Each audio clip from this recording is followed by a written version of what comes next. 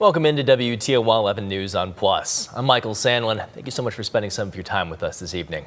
We'll get to all of our top stories and more in just a moment, but first, let's bring in meteorologist John Birchfield. John, the weather team has issued an alert day with dangerous cold looming ahead. When are we expecting those temperatures to start dropping? Yeah, Michael, that change of the weather is going to be rolling in on Monday with a strong Arctic cold front, and temperatures are going to go plunging throughout the afternoon, and there could even be some blowing snow showers, and sub-zero wind chills are going to be arriving Monday afternoon into Monday evening. That Arctic front is currently back to the west of Lake Michigan, and it's going to come with some snow showers and a gusty breeze tomorrow night. Temperatures dropping Monday. Tuesday is going to be dangerously cold in the morning, sunshine in the afternoon, and that alert day continues through about midday Tuesday. That Arctic front moves in tomorrow night. There is going to be a batch of snow showers developing, and there could be some blowing and drifting. It's going to be a very windy Monday, and temperatures and wind chills are going to be sinking back into the sub-zero range. I'll show you just how long the cold lasts coming up in your full forecast.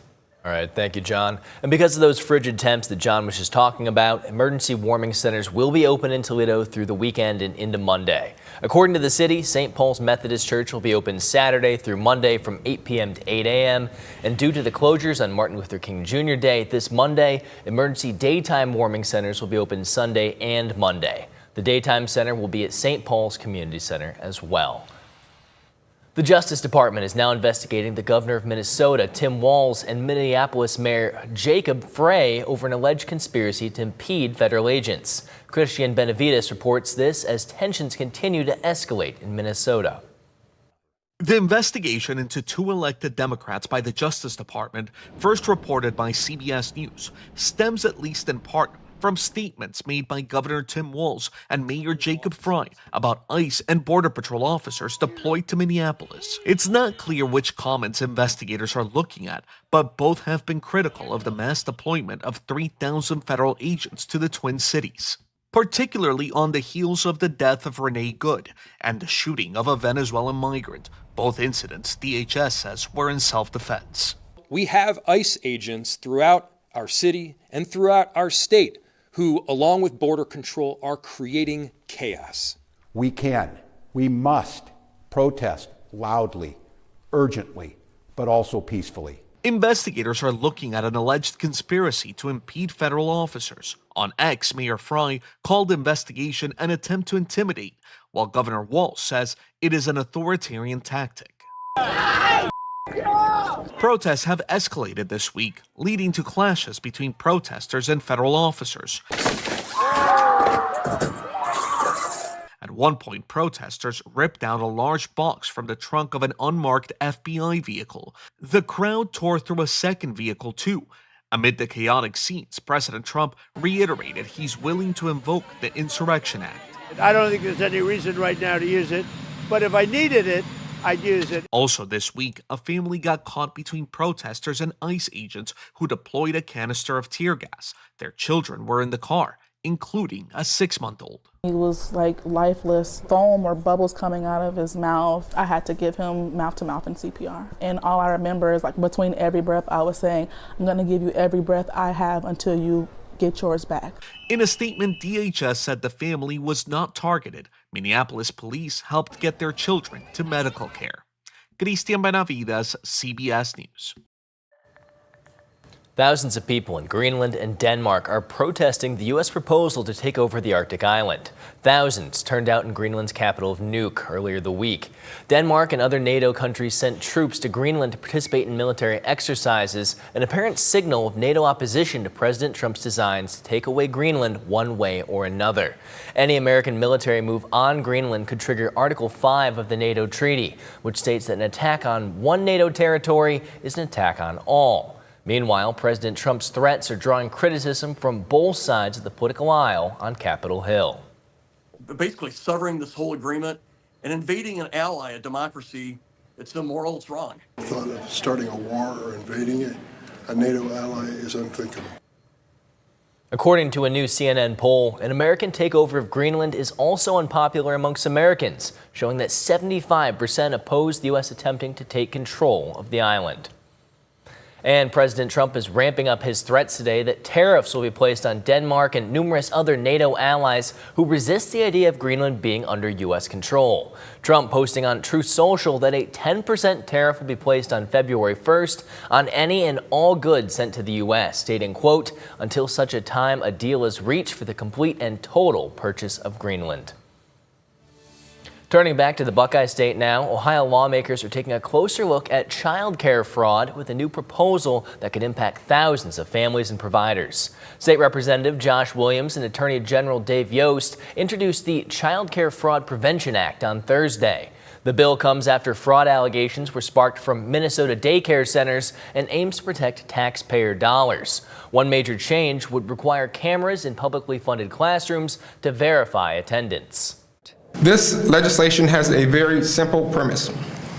If the government is taking money from Ohio taxpayers and using it to fund child care, the government has a moral and legal obligation to protect that money and protect the children tied to those state funds.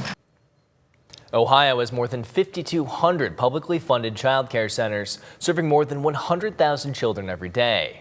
The bill still needs to be assigned to a committee. A third person is behind bars this morning, arrested and charged in a North Toledo shooting that happened back in November.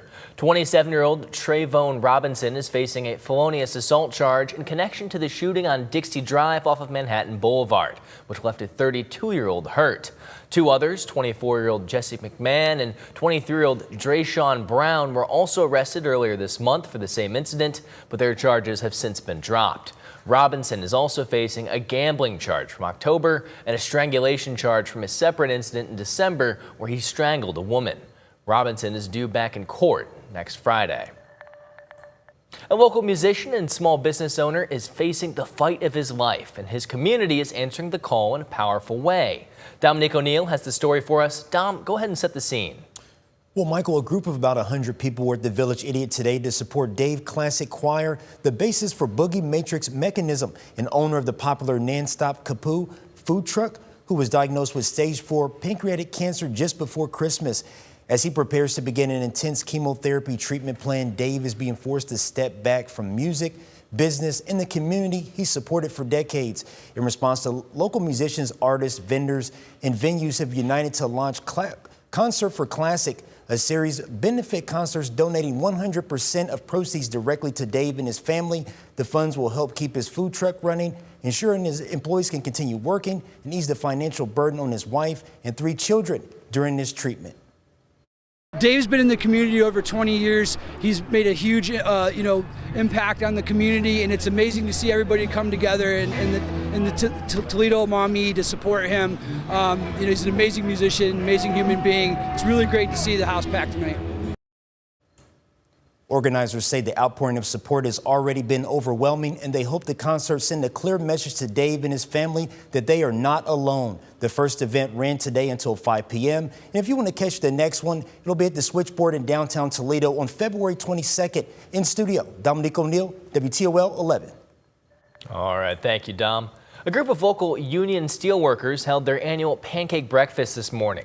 USW Local 1-346 held the fundraiser to give to local organizations like sports teams, family centers, and union members. Organizers say it's a great way for the union to get their name out to the community while also giving back. It's also just nice to see people in the community. We do a lot of charity events where we give back to the community. Our Women in Steel do a backpack drive and a coat drive. And when you give things to those in need, it's just a rewarding experience. Leaders say they anticipate bringing in over $1,000 from today's fundraiser. After 13 years at its Perrysburg location, Spokes Life Cycles is making a big move. The bike shop announced on Facebook that it would be moving to a new location in the shops at Fallen Timbers. The timing of when the shop is moving is unknown at this point. CK Sweets Coffee and Bake Shop in downtown Swanton celebrated its 6th birthday this morning with a grand reopening and new menu items. Reporter Faith Zahowski has that story. Down. 3, go. Yep, there you go. Yay! We have a full espresso bar, we have smoothies, we have a huge menu to pick from. So this is my retirement from the military. Kat Kenya served in the Air Force for over 20 years. As she approached her retirement at 39, she said she was looking for what's next. Baking has always been a passion of mine since I was a little girl, and so I just wanted to bring something to Swanton that we didn't have by opening a bake shop. Kat named it CK Sweets Coffee and Bake Shop, opening her doors in January of 2020, right before COVID. With a tough first year in business because of the pandemic, she says the community's support to this day means that much more. A lot of the small businesses in Swanton do support each other behind the scenes, and we all kind of help each other through tough times. We bounce ideas off of each other. Delray Bush, executive director at the Swanton Area Chamber of Commerce, says Kenya's shop is one of many that makes the downtown Swanton small business community thrive. Small businesses make up what's great about our town. We are small but mighty. We love CK Sweets. They regularly contribute to chamber activities. We hold monthly meetups here, and Kat is always amazing in giving back to our community and being a veteran-owned business. This year marks 6 years in business for the bake shop, and Kenya is celebrating with a grand reopening after major construction on the building, which she bought in 2024. We knew that the building needed a lot of love. There was some structural issues, there was some water damage, there was very little insulation. So we just kind of had a contractor come in and fix all of those issues. We wanted a fresh, clean, kind of modern, but still like homey, comfortable, welcoming feel. New menu items have also been added, including acai bowls. Kat says she's excited to continue her labor of love to bring smiles and laughter to her community and family for many years to come. This is my dream, and they've helped me make it come true. Reporting in Swanton, Faith Sahowski, WTOL 11.